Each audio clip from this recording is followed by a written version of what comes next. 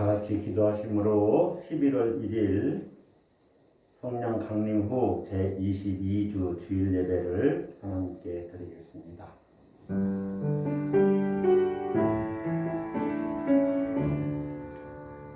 내 영혼아, 내가 어찌하여 낙심하며 어찌하여 내 속에서 불안해하는가?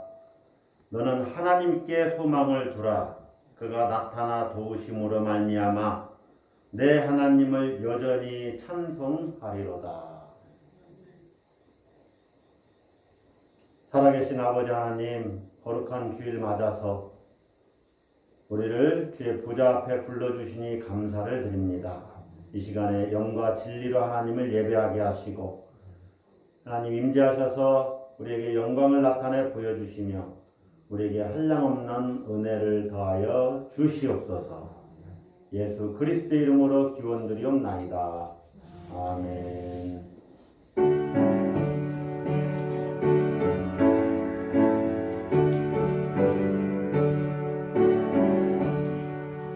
복의 근원 강림하사 찬송하게 하소서.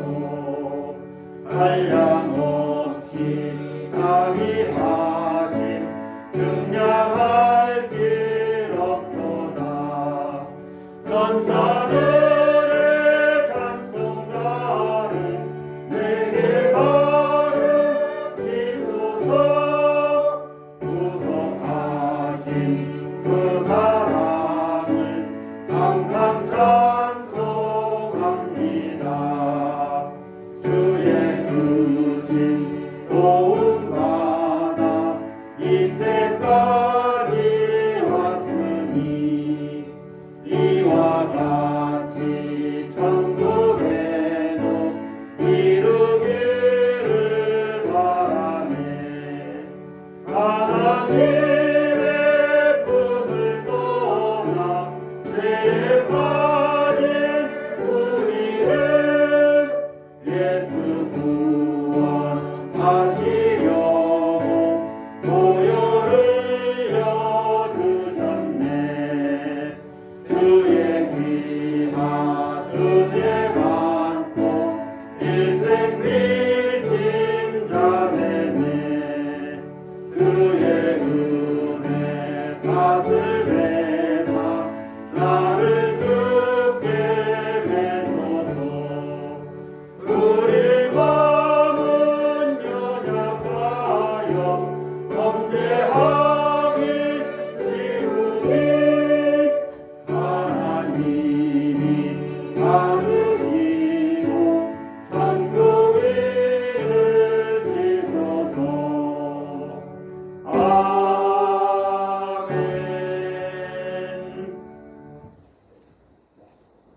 이 시간은 참회의 기도를 드리는 시간입니다.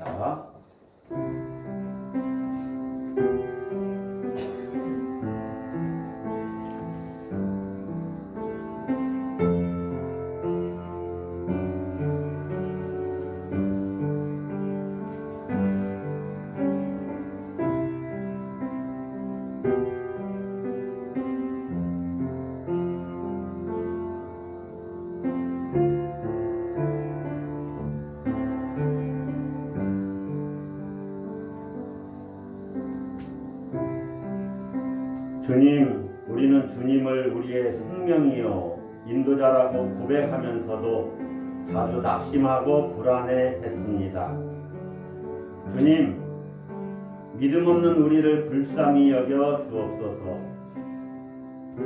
바라던 일이 이루어지지 않을 때마다 모든 것이 끝난 듯 좌절했습니다.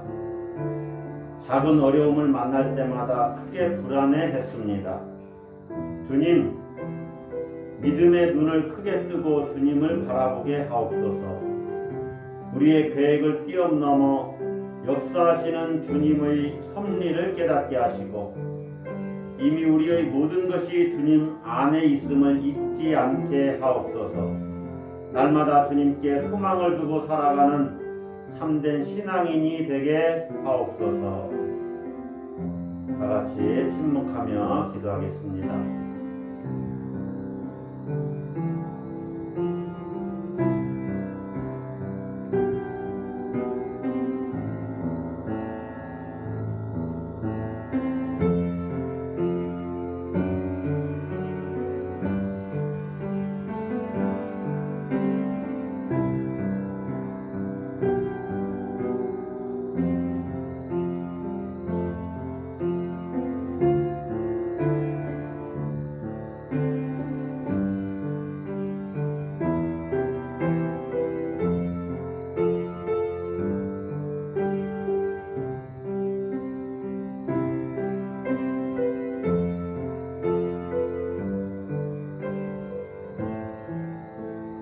진실한 마음으로 회개하는 자에게 주께서 주시는 위로의 말씀을 들으십시오. 여호와는 나의 목자시니 내게 부족함이 없으리로다. 그가 나를 푸른 풀밭에 누이시며 쉴만한 물가로 인도하시는도다. 내 영혼을 소생시키시고 자기 이름을 위하여 의의 길로 인도하시는도다. 이는 시편 23편 1절로부터 3절 말씀입니다. 성시교독은 교독문 23번 교독하겠습니다. 하나님이여 나를 판단하시되 경건하지 아니한 나라에 대하여 내 송사를 변호하시며 감사하고 미련한 자에게서 나를 건지소서. 주는 나의 힘이 되신 하나님이시거늘 어찌하여 나를 버리셨나이까. 내가 어찌하여 원수의 억압으로 말미암아 슬프게 다니나이까. 주의 빛과 주의 진리를 보내시어 나를 인도하시고 주의 거룩한 산과 주께서 계시는 곳에 이르게 하소서. 그런즉 내가 하나님의 제단에 나아가 나의 큰 기쁨의 하나님께 이르리이다. 하나님이여 나의 하나님이여 내가 수금으로 주를 찬양하리이다. 내 영혼아 내가 어찌하여 낙심하며 어찌하여 내 속에서 불안해하는가. 너는 하나님께 소망을 두라. 그가 나타나 도우심으로 말미암아 내 하나님을 여전히 찬송하리로다. 아멘. 나는 전능하신 아버지 하나님 천지의 창조주를 믿습니다. 나는 그의 유일하신 아들 우리 주 예수 그리스도를 믿습니다. 그는 성령으로 잉태되어 동정녀 마리아에게서 나시고 본디오 빌라도에게 고난을 받아 십자가에 못 박혀 죽으시고 장사된 지 사흘 만에 죽은 자 가운데서 다시 살아나셨으며 하늘에 오르시어 전능하신 아버지 하나님 우편에 앉아 계시다가 거기로부터 살아있는 자와 죽은 자를 심판하러 오십니다. 나는 성령을 믿으며 거룩한 공교회와 성도의 교제와 죄를 용서받는 것과 몸의 부활과 영생을 믿습니다. 아멘. 이 전지와 만물들아 복 되시는 그 여호와 성령성부 성자 성령 찬송하고 찬송하세. 아멘.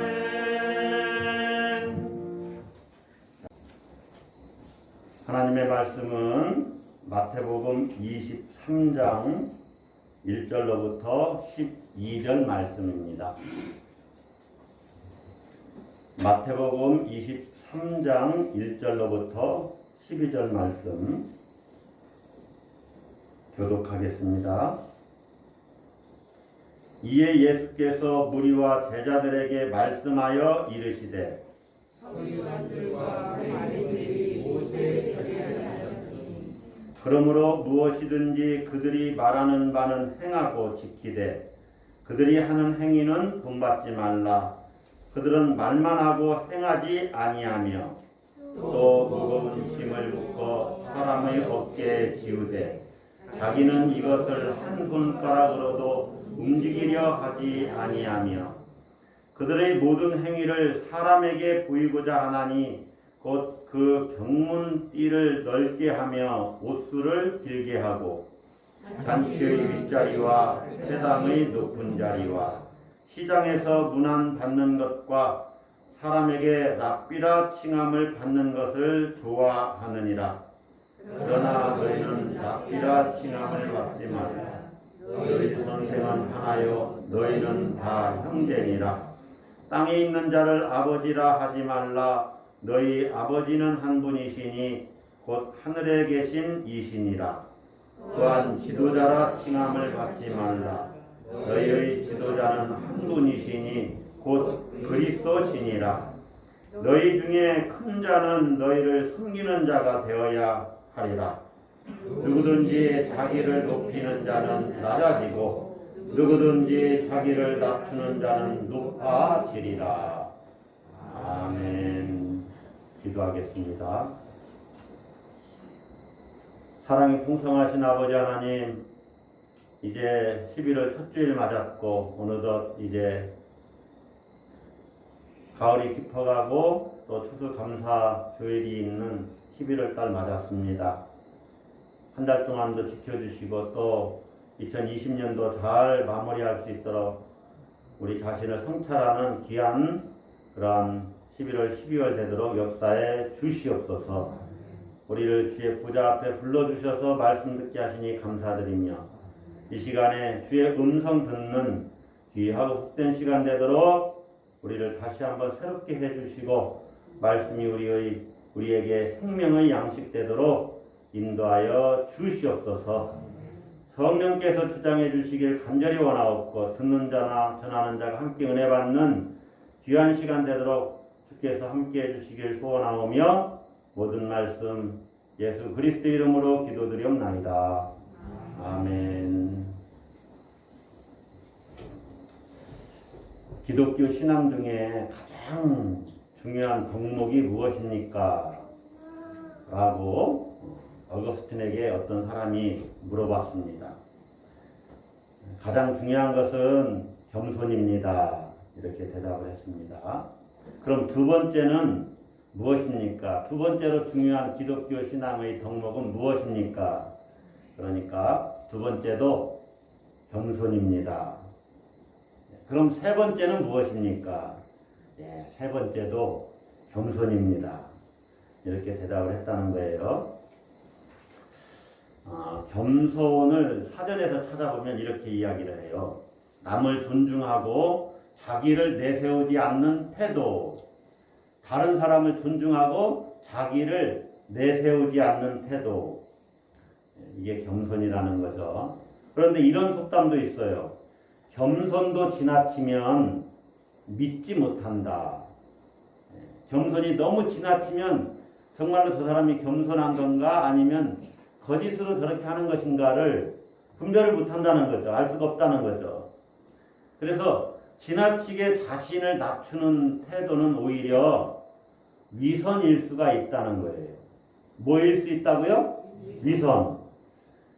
위선은 뭡니까? 보이려고 억지로 사실은 평상시 겸손하지 않은데 겸손하다고 다른 사람들이 이렇게 인정하도록 이렇게 보이려고 하는 거죠. 척하는 거죠. 척. 자, 지나치게 자신을 낮추는 태도, 이게 이제 겸손하게 보이려고 하는 거죠. 자, 자신을 낮추는 것이 뭐냐? 자신을 낮추는 것이 겸손입니다. 자신을 낮추는 것은 다른 사람을 이해하는 자리에 서는 것을 이야기해요. 상대방을 이해하는 자리에 서는 것. 영어로는 이해하다라는 단어가 understand입니다. understand. under라는 말은 밑에라는 뜻이죠. 아래에. stand는 서다. 그러니까 아래에 서다. 낮은 자리에 서는 것. 그래야 상대방을 이해할 수 있죠. 상대방의 자리에 서봐야 그 사람의 형편과 처지, 그 사람의 생각을 이해할 수가 있습니다. 흔히 눈높이를 맞춰야 된다 그 말이에요. 아이들의 시선으로 세상을 보려면 아이들처럼 눈높이를 낮춰서 나이도 좀 이 아이의 수준으로 낮춰서 바라보고 그래야 아이들은 어떻게 생각하나를 조금 이해할 수가 있겠죠. 상대방의 자리에 서야만 그 사람에게 이렇게 비난하지 않고 그 사람을 비난하지 않고 판단하거나 정죄하는 자리에 서지 않을 수가 있어요. 엄마와 딸 아이가 시장에 갔습니다. 시장에 가면은 아유, 사람들이 그러는 거예요. 아유, 엄마 닮아서 애가 참 이뻐요. 그러니까 엄마 닮아서 이쁘다. 자기도 이쁘다는 말이잖아요.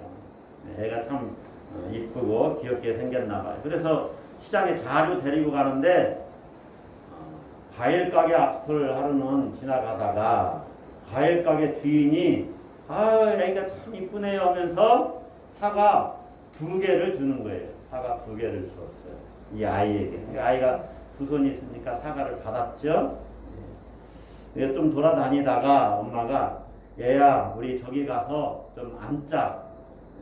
그래서 저쪽 벤치에 좀 한적한 곳에 이제 가서 엄마랑 딸이 앉았습니다. 그리고 엄마가 얘기하는 거예요.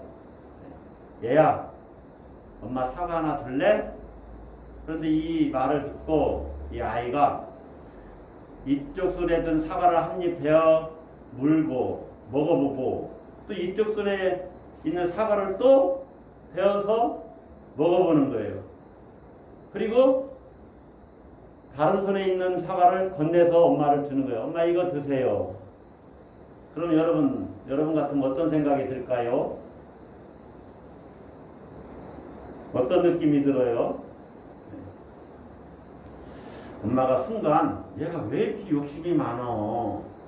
엄마한테 사과 2개 중에 하나를 제대로 주지도 못한단 말이야. 이런 생각이 번쩍 들었고 기분이 조금 불쾌해졌어요. 그런데 사과를 건네던 아이가 엄마한테 말합니다. 엄마, 이 사과가 훨씬 더 달고 맛있어요. 이 사과 드세요. 하면서 주는 거예요. 이 딸애가 왜 사과 2개를 동시에 사과 2개를 베어 물어 이렇게 먹어본 거예요. 더 맛있는 사과를 엄마한테 주려고 먹어봤던 거예요. 그거를 엄마는 순간 오해했던 거죠. 이해하지 못했던 거죠. 그게 그 아이의 입장에 서보지 못한 거예요. 상대방의 자리에 서봐야 상대방을 온전히 이해할 수 있습니다. 그러니까 상대방의 자리에 서는 것이 굉장히 어려워요. 그 사람의 처지, 상황, 심지어 성장 배경, 가정적인 환경 이런 걸 제대로 이해해야만 이 사람을 그나마 조금 이해하지요. 그렇지 않으면 오해하고 비난하고 폄하할 수가 있습니다. 예수님 당시 유대교를 대표하는 사람들은 제사장이나 서기관들, 바리새인들, 또 사두개인들 그들이었습니다. 유대교를 대표하는 사람들. 이 사람들은 그야말로 종교적으로 경건의 그 대명사라고 할 수가 있어요. 경건하면 그 사람들이에요. 그런데 그들 중에는 예수님과 자주 충돌했던 사람들이 있어요. 서기관이나 바리새인들이 예수님과 자주 충돌하죠. 그 이유는 이 서기관이나 바리새인들은 율법을 대표하는 사람들이었기 때문에 그렇습니다. 서기관은 율법을 신학적으로 수호하는 사람들이에요. 그래서 또 율법을 강론하고 또 율법을 베껴 쓰는 필사하는 사람들, 그런 사람들이 서기관이었고, 바리새인은 율법을 실제 삶으로 실천해 보려고 무척 애를 썼던 사람들입니다. 그러니까 남들이 볼 때도 저 사람들은 율법적이어야 되는 거예요. 율법적이어야 돼요. 딱 봐도 율법적이어야 돼요. 자, 문제는 율법적으로 다른 사람에게 보여야 된다는 부담감을 안고 있는 사람들일수록 종교적인 위선에 떨어질 수가 있다는 거예요. 종교적인 위선에 떨어질 그러한 가능성이 훨씬 더 많아요. 사람들이 저 사람은 율법적이어야 되는데 왜 저렇게 살까? 이런 소리를 듣지 않으려고 율법적이려다 보니까 위선에 빠질 수가 있어요. 오늘 본문에 서기관과 바리새인들이 등장합니다. 예수님이 무리와 제자들에게 말씀하시는 그 자리에 그들도 와 있었어요. 아마 회당에서 예수님이 가르치실 때 거기에 와 있었던 것인지 모르겠습니다. 그런데 그들이 모세의 자리에 앉았다라고 이렇게 이야기를 합니다. 자, 2절을 한번 보세요. 서기관들과 바리새인들이 모세의 자리에 앉았으니, 자, 모세의 자리라는 것은 율법을 가르치는 자리입니다. 율법을 가르치는 자리. 이게 왜 문제냐? 가르칠 수는 있죠. 그런데 여기에는 상징적인 의미가 담겨져 있어요. 율법을 가르치는 자리에 있는 사람들이 이렇게 갖게 되는 어떤 그 위선적인, 종교적인 위선적인 모습들, 이게 문제라는 거죠. 모세의 자리에 앉아서 이 사람은 가르치기만 하는구나. 자, 예수님이 그렇게 이야기한 거예요. 그들의 말은 받아들이고 그들이 행하는 바는 받아들이지 마라. 자, 3절 한번 봅시다. 그러므로 무엇이든지 그들이 말하는 바는 행하고 지키되 그들이 하는 행위는 본받지 말라. 그들은 말만 하고 행하지 아니하며, 말만 하고 행하지 않아요. 그러니까 말은 그럴듯한데 행동은 뭐 별 볼 일 없다, 그 말입니다. 행동은 말과 달라요. 이것이 위선입니다. 위선. 자, 이 서기관과 바리새인들의 위선의 실체는 뭐냐? 어찌 보면 두 가지입니다. 첫 번째는 그들은 말만 하고 행하지 않아요. 3절에 있듯이 말만 하고 행하지 않는다. 그들은 말만 하고 행하지 않는다. 그래서 4절 보시면 또 무거운 짐을 묶어 사람의 어깨에 지우되 자기는 이것을 한 손가락으로도 움직이려 하지 아니하며. 사실 이것은 예수님이 조금 과장해서 말씀하신 것입니다. 과장법이 담겨져 있는 거죠. 왜 그러느냐? 이 바리새인이나 서기관들은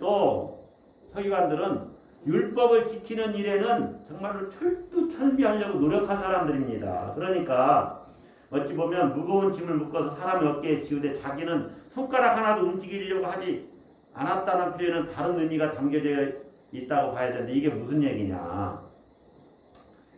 이들은요, 일반 사람들에게 율법을 가르치지요. 가르치면서 완전히 행하는 것이 아닌 것이 아니라, 행하지 않는 것이 아니라, 행할 수 없는 사람에게 율법을 계속 강요하는 거예요. 율법을. 이게 문제라는 거예요. 이게. 그런 의미가 담겨져 있어요. 자, 보세요. 이 사람들은 직업이 서기관이고 바리새인입니다. 직업적인 사람들이 어찌 보면 직업이나 마찬가지예요. 그 일이. 근데 이들은 율법을 지키려다 보니까, 율법을 가르치려다 보니까 율법을 일반 사람들에게 막 강요하는 거예요. 강요해요. 자, 일반 사람들은 세상에서 먹고 살아야 됩니다. 그러니까 이들처럼 시간을 지켜서 기도하는 일이나 성경을 읽는 일이나 이런 것들을 하기가 힘들어요. 그런데 율법을 지킬 수 없는 일반 사람들에게, 제대로 지킬 수 없는 일반 사람들에게 그 율법을 강요하는 것, 그것이 말만 하고 행하지 않는다는 의미예요. 그러니까 얼마나 일반 사람들이 짐이 무겁겠어요. 그래서 예수님이 수고하고 무거운 짐진 자들아 다 내게로 오라. 내가 너희를 쉬게 하리라. 여기서 수고하고 무거운 짐은 율법을 말합니다. 율법의 짐은 사람의 영혼을 파괴하거든요. 율법의 짐에 눌리는 거에 눌려요. 이것도 해야 되는데 저건 하지 말아야 되는데. 근데 예수님에게 가면은 그런 짐으로부터 해방돼요. 율법으로부터 해방된다는 거예요. 그리고 복음으로 자유케 되는 거죠.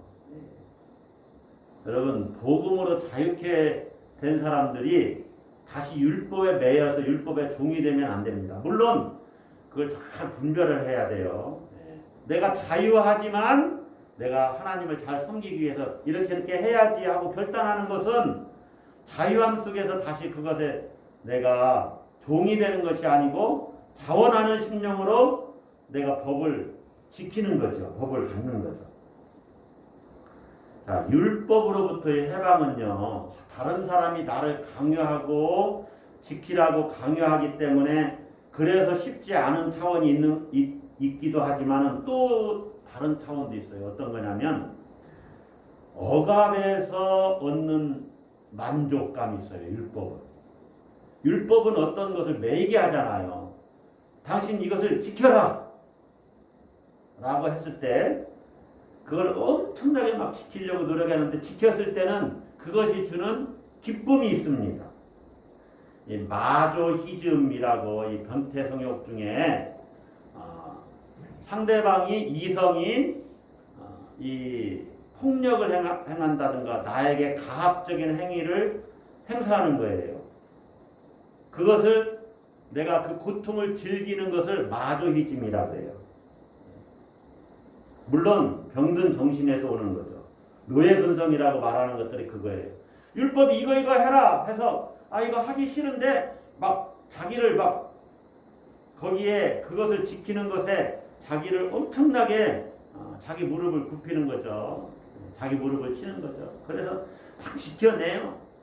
어려운데도 예를 들면은 막 성경이 규정하는 구약에서 말하는 어떤 그 제사 제도에서 말하는 헌물을 드리는 이런 것들을 철저하게 지키고 나는 어려움 중에도 이런 걸 했어 라고 그것을 이렇게 만족해 하는 거예요. 이게 마조히즘적인 만족을 얻는 것이다. 그래서 테리 이글톤이라는 분이 신을 옹호하다라는 책에서 이런 얘기를 해요. 사람들은 자신에 대한 억압에 마치 연인처럼 집착하며 거기서 얻는 자학적 즐거움을 잃지 않으려고 무슨 짓이든 하는 지경에 이를 수 있다. 자학적 즐거움을 잃지 않으려고 무슨 짓이든 하는 지경에 이를 수 있다. 그러니 죄책감을 떨쳐낸다는 것은 곧 그들의 삶을 지탱해주는 질병 자체를 빼앗기는 일이 된다. 이 질병이 바로 종교라는 이름으로 알려진 근원적 마조히즘이라고 할 수 있다. 그러니까 막 어렵고 힘든데도 그것을 억지로 지켜내므로 쾌감을 얻으려고 하는 것. 이것들이 사람들에게 다 있다는 거예요.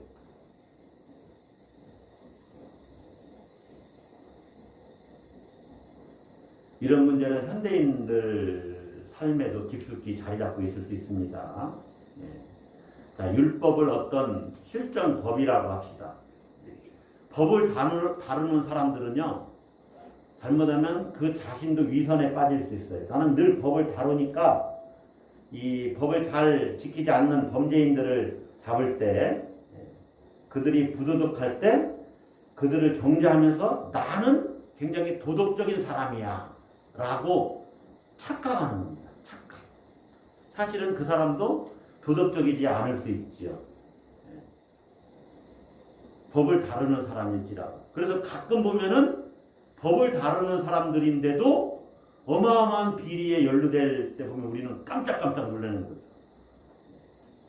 그러니까 남의 부도덕성을 지적하면서 자신은 도덕적인 것처럼 착각하는 사람들, 성경에서는 바리새인들이에요. 자기는 율법을 잘 지킨다고 생각하는데 보면은 완전히 위선자죠.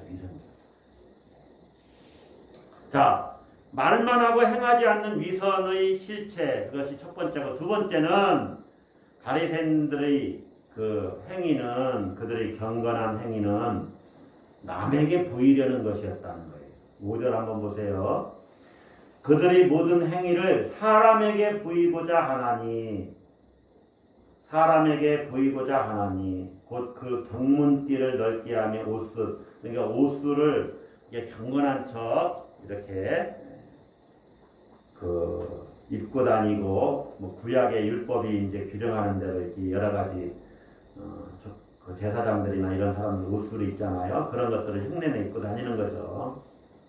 바리새인들이 또 시장에서 문안받는 것, 사람에게 랍비라 치감 받는 것을 좋아해요. 또 6절에는 잔치의 윗자리와 회당의 높은 자리에 앉는 것을 좋아해요. 남에게 이렇게 잘 보이려고 하는 것, 남에게 보이려는 것. 남에게 보이려면은요, 우선 좋아 보여야 됩니다. 가치가 있어 보여야 되고, 또 세련돼 보여야 되고, 속은 어떻든지 간에 일단 그렇게 보여야 되겠죠. 기도하는 것이나 찬송하는 것이나 구제하는 것, 여러 가지 종교적인 외향적인 모습들이 그럴듯해 보여야 됩니다. 바리새인의 기도와 세리의 기도를 주님이 비교하셨죠. 바리새인들의 기도는 아주 자랑스럽게 기도하는 모습들이에요. 그런 면에서 뛰어나요. 탁월해요. 근데 세리는 모든 게 부끄러운 사람이에요. 남의 눈에 뜨이고 싶지 않아요. 그런데 예수님이 누구의 기도를 인정하셔요? 세리의 기도를 오히려 인정하셔요. 저는 이 위선 이야기하면 아주 오래전이에요. 벌써 몇십 년 된 것 같은데. 어떤 일로 같이 했든지 그때 아마 서서 차를 마시게 됐던 것 같아요. 한 분이 장로님이셨던 것 같은데. 여러분 차 마실 때 기도를 어느 정도 하십니까? 기도하십니까? 안 하고 뭐 먹을 수도 있죠. 저도 뭐 특별히 뭐 기도 어쩔 때는 맛있는 차 먹을 아유 하나님 감사합니다. 차가 너무 맛있네요. 이렇게 하면서 먹을 수도 있지만 어떤 때는 그냥 먹지요 뭐. 예. 그런데 이분이 장로님이셨던가 그런데 차를 들고서 한 기도를 한 3분 이분은 장로님이고 나는 목사인데 한 기도를 한 3분 정도로 하시는 거예요. 나 미치겠는 거예요. 이걸 내가 마셔야 되는지. 이분이 너무너무 경건한 거야. 너무너무.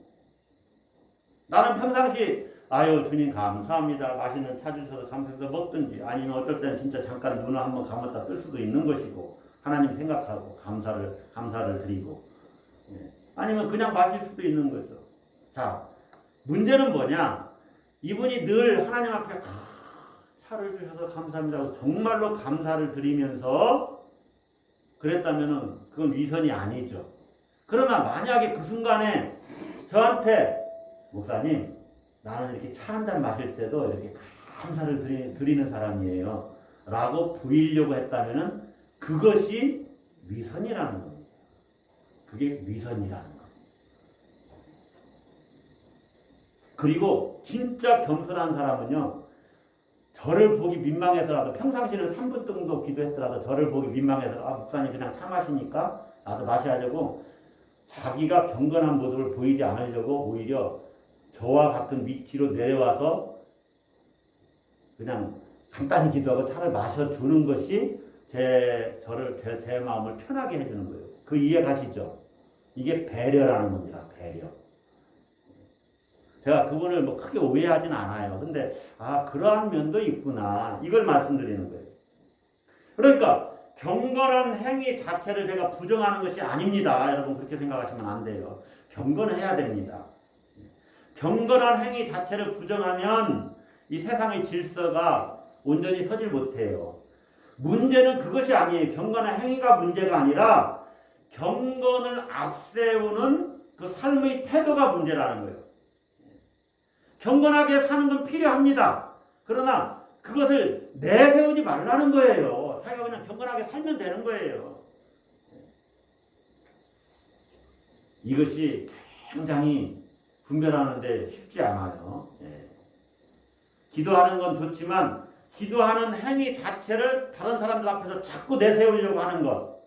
나 좀 알아줬으면 좋겠는데 내가 이렇게 기도하는 사람인데 이게 문제라는 거예요. 이게 문제예요. 왜 이것이 문제냐?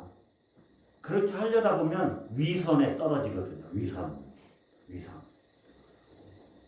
자, 어떤 사람들이 기독교 영성의 깊이에 들어가지도 못했는데 자기는 영성이 깊은 사람인 것을 보여주고 싶어 해요. 그러니까 평상시 기도하는 척 하려고 하다 보니까 위선에 떨어지죠.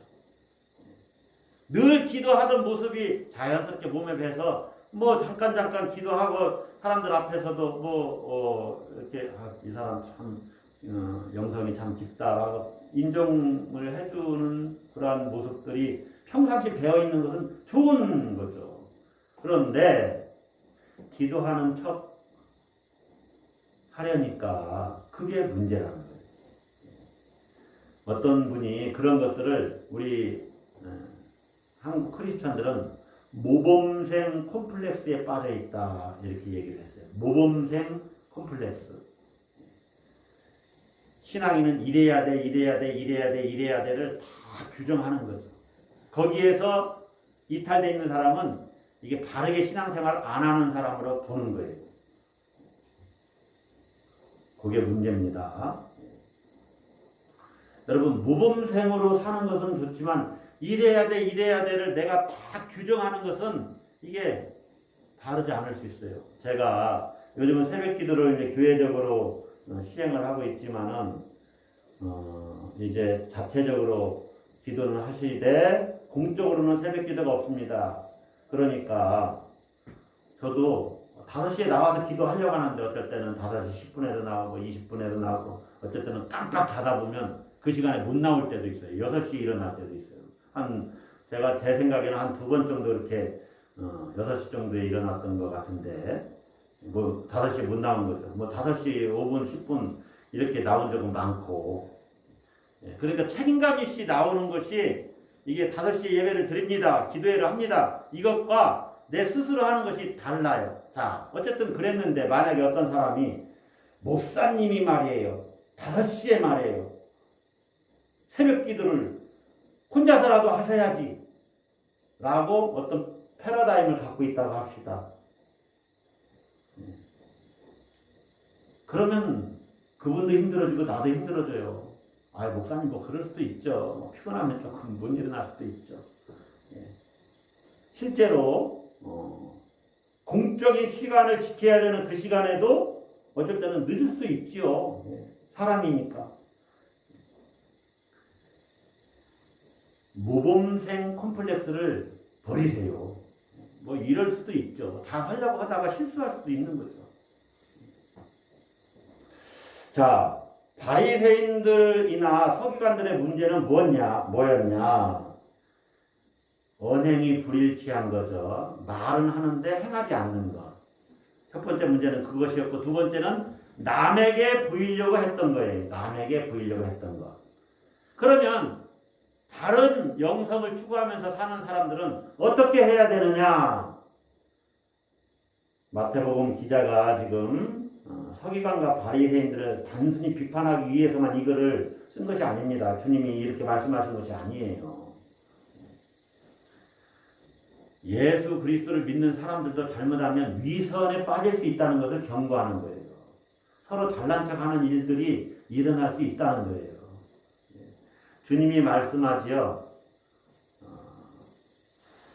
너희는 랍비라 칭함을 받지 마라. 8절에 너희는 땅에 있는 자를 아버지라 하지 말라. 또 10절에 또한 지도자라 칭함을 받지 마라. 땅에 있는 자를 아버지라 하지 말라 그러니까 진짜 아버지한테 아버지라고 부르지 마라 뭐 이런 뜻으로 생각하시면 안 됩니다. 이 말씀은 높은 자리에서 지적하고 평가하고 판단하지 말라는 거예요. 높은 자리에 앉지 말라는 거예요. 다 주님 안에서는 다 형제 자매로서 평등한데 오직 주의 말씀만 따르는 그러한 자리에 서라는 거예요. 비판하거나 판단하는 것은 내려놓고 그래야 위선에 빠지지 않을 수 있다는 거예요. 다시 말하면 결론적으로 마태복음 기자가 우리에게 전해주시는 성경 말씀 12절 한번 보세요. 주님이 주시는 말씀 11절에서는 너희 중에 큰 자는 너희를 섬기는 자가 되어야 하리라. 12절을 같이 읽어봅니다. 누구든지 자기를 높이는 자는 낮아지고 누구든지 자기를 낮추는 자는 높아지리라. 위선에 빠지지 않는 최고의 방책은 뭐냐? 비결은 자기를 낮추는 자가 되는 겁니다. 그러면 위선에 빠지지 않아요. 저 사람에게 보이려고 할 것도 없어요. 그냥 내 모습 그대로 행하면 되는 겁니다. 이것이 낮춤의 영성이에요. 낮춤의 영성. 자기를 낮추는 거죠. 근데 이게 어떻게 가능하냐? 어떻게 나를 낮추지? 이 고민이잖아요. 자, 자기를 낮추는 것은요. 주님의 그 자리로 내가 내려가면 되거든요. 낮아진 그리스도의 삶을 본받고 배우면 되거든요. 주님은 십자가에 계실 때 또 이 땅에 성육신 하셔서 오셨을 때 낮아지셨잖아요. 그러니까 하나님 앞에서 내가 누군가를 보는 사람은 높아질 수가 없습니다. 하나님은 창조주여 나는 피조물이라고 늘 의식하는 사람이 어떻게 높아질 수가 있어요? 늘 겸손하지요. 그리고 다른 사람들을 존중히 여기는 사람이 그 사람보다 높다는 생각을 가질까요? 아니에요. 늘 겸손하지요. 자기보다 더 뛰어난 것이 이 사람에게 있다는 것을 인정하는데 어떻게 내가 교만히 행할 수가 있어요? 이것이 낮춤의 영성입니다. 그런데 성경에는 누구든지 자기를 높이는 자는 낮아지고 누구든지 자기를 낮추는 자는 높아지리라 이랬죠. 자, 이 뒤에 것만 한번 생각해 봅시다. 자기를 낮추는 자는 높아지리라. 이 말이 그러면 내가 높아지기 위해서는 나를 낮춰야 된다는 말이냐? 그게 아니에요. 나를 낮춘다고 해서 나중에 높아지는 것이 아니에요. 나를 겸손히 낮추는 것 그 자체가 이미 높아진 거예요. 자, 한번 봅시다. 내가 하나님 안에서 나는 피조물이고 하나님은 창조주이시구나. 그분은 전능하시고 나는 참으로 연약하구나를 깨닫는 사람은 엄청난 그 영적인 지혜가 내게 생긴 거잖아요. 영적인 지혜가 없는 사람보다 엄청나게 높아진 거예요. 지성이 있어서, 영성이 있어서. 그러니까 더 겸손해져. 모든 것이 하나님 뜻 안에 있다라고 자기를 탁 낮춰가지고 모든 걸 수용하려고 하는 자세를 갖추고 있는 사람은 어마어마한 영성을 가진 거예요. 그렇지 않은 사람은 막 자기가 뭘 해보려고 얼마나 애를 씁니까? 그런데 안 되는 경우가 너무 많아요. 그러니까 벌써 낮아진 사람은 이미 높아진 거예요.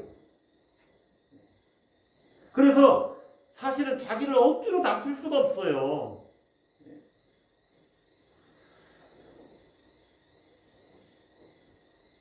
가끔 사람, 제가 잘 모르겠는데요.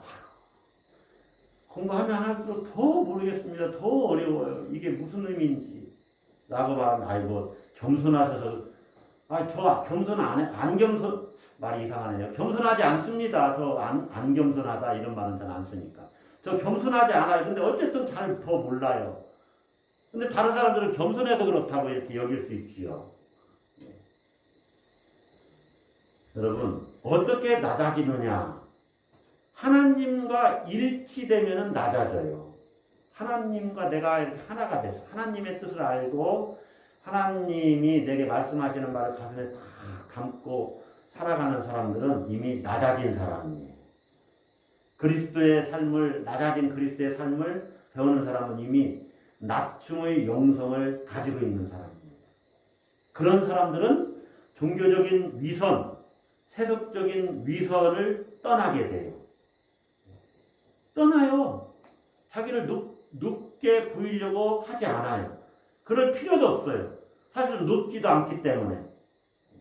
그래서 위선은 자기를 높이는 것이라면은 이 낮춤, 겸손은 자기를 낮추는 거예요. 위선은 자기를 높이기 때문에 하나님과 일치에 들어가질 못해요. 그러나 거꾸로 하나님과 일치에 들어간 사람은 자기를 높이지 않아요. 늘 겸손해요. 그리고 상대방을 높여요. 상대방을 존중해줘요. 이게 겸손이죠. 여러분 옆에 있는 여러분 옆에 계신 분이 나보다 탁월하고 뛰어난 것이 반드시 한 가지 이상 있다라고 여기면 그 사람 앞에서 겸손할 수밖에 없어요. 실제로 그렇습니다. 나보다 뛰어난 것이 한 가지 이상이 있어요. 다 여러분에게. 그러면 나는 그 사람 앞에서 겸손할 수밖에 없어요. 이 세상에서 가장 낮은 자리인 십자가에서 처형당했지만은 죽은 자로부터 부활하신 예수 그리스도를 통해서 정말 낮은 자리가 곧 높은 자리구나를 깨달은 사람은 자기를 낮출 수밖에 없어요. 그래서 여러분이 늘 겸손하시고 어딜 가나 정말로 사람들에게 야 참으로 겸손한 사람이야. 예수 믿는 사람이 저래야지. 이렇게 칭찬받는 여러분들 되시기를 주의 이름으로 축복합니다. 기도하겠습니다.